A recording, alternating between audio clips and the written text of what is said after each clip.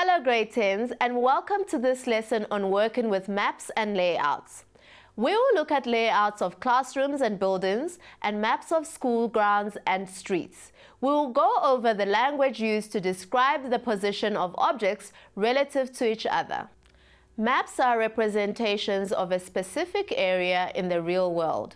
Your school's location is where it is situated on a map. Layout diagrams are drawings done to show the observer how all the objects in a specific area are positioned. In this classroom, we can see where the door and windows are. We can also see that there are 40 student desks and one teacher's table with a chair. At the front of the class, there are 2 book cabinets.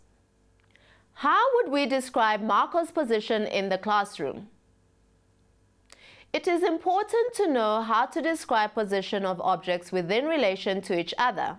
Always start by looking for a reference point that is easily identified. In the case of this classroom, the front of the class or the chalkboard could be the main reference point and the direction indicator. So when you start describing Marco's position, you say, if you are in the classroom and looking at the board, Marco sits in the far right row, 4th desk from the front. Staying in the classroom, how would you describe the position of the board? The simplest description would be, as you walk into the classroom, the board is on the right-hand side just after the book cabinet at the door. A typical school will have many different buildings. It can be quite intimidating trying to find your way around. We are going to look at a map of a school and see if we can give directions to a new student. Do you notice the arrow and the N in the top left corner of the map? This indicates the direction of north, and we will be using it in our descriptions. Let's assume a new student, Bongi, needs to get from his geography class at Block B to rugby tryouts at Rugby Field B. His position is marked with an X on the layout. To give good directions, we need to talk about the landmarks Bongi will pass and the directions he should walk in. This is easier to do if we first draw the path he should take. At position X, Bongi should be facing south. He will know he is facing south because the tennis court will be on his left side. He must walk down to the end of the tennis court, turn left or in an easterly direction, and walk until he gets to the path between the tennis court and the soccer field seating. He must turn left onto this path. At this point, Bongi will be facing north. He must walk past the soccer field and its seating and past the rugby fields and their seating. When he comes to the end of the seating, he must turn right and walk in an easterly direction to the end rugby field. This is Rugby Field B. When we move from one place to another, there is usually more than one route. It is obvious that we should always try to take the shortest route, but sometimes the shortest route does not suit our needs. For example, the shortest route to get down a mountain may be to upsell down a cliff. If we don't want to upsell, then it would be better to take the longer route. Let's look at the position of the building in relation to the sports field and the tennis courts. Blocks A and B are opposite to each other. Blocks A and C are perpendicular to each other. Rugby fields A and B are next to each other. Another way to describe this is to say that rugby fields A and B are adjacent to each other. The tennis courts are adjacent to Block B on the south side of the school grounds. Rugby field B is diagonally opposite the soccer field. Layout maps are used often in shopping malls. At information points, there will always be a layout map that looks something like this. On it, we can clearly see the exits and toilets marked. We can also see where different shops are. The different colors indicate different types of shops. Each shop has a reference number and letter. The letter U is used for shops found on the upper level. L is for the shops found on the lower level. A referencing system is used in most maps and layout diagrams. Houses on a street use the number of the house and the name of the street as a reference.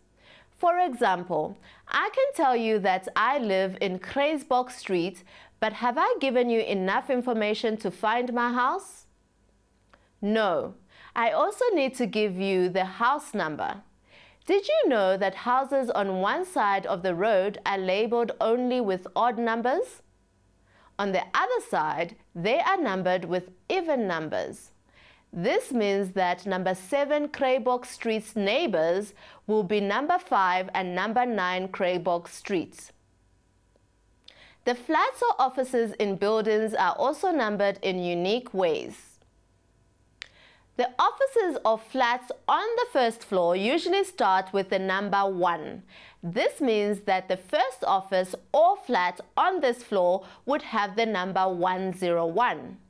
The second office or flat on the same floor would have the number 102. Using this reference system, what would be the number of the third office or flat on the 5th floor? It would be 503. The seating arrangements in sports stadiums and theaters are a little different because of the large number of people attending these gathering places. When you buy your ticket, you can usually choose the seat that you want. The price usually is also determined by where the seat is situated relative to the stage or field of play. The numbering systems used in the theaters are unique in that the letters of the alphabet are combined with numbers. Each row is given a letter of the alphabet and each seat is given a number. The letters O and Q are not usually used as they are often mistaken for the number 0 or each other. In big theaters where there are many more rows, the letters are doubled up to read as row AA, BB, CC, etc. In large sports stadiums such as Coca-Cola Park Stadium in Johannesburg, the seat numbers work slightly different.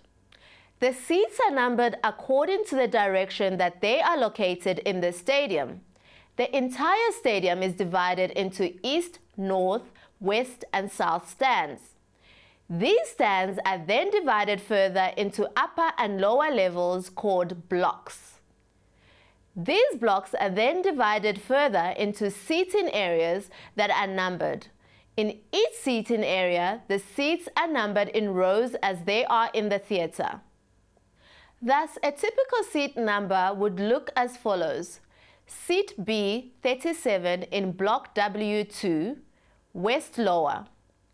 It is important that you know where you are seated in a large stadium, as they usually also have specific gates to use depending on your seat number. This brings us to the end of this lesson. Thank you for joining us, grade 10s. Remember to look at the tasks for this section in the Maps, Plans and Models task video. You will also be able to learn more on our website www.mindset.co.za/learn. Goodbye.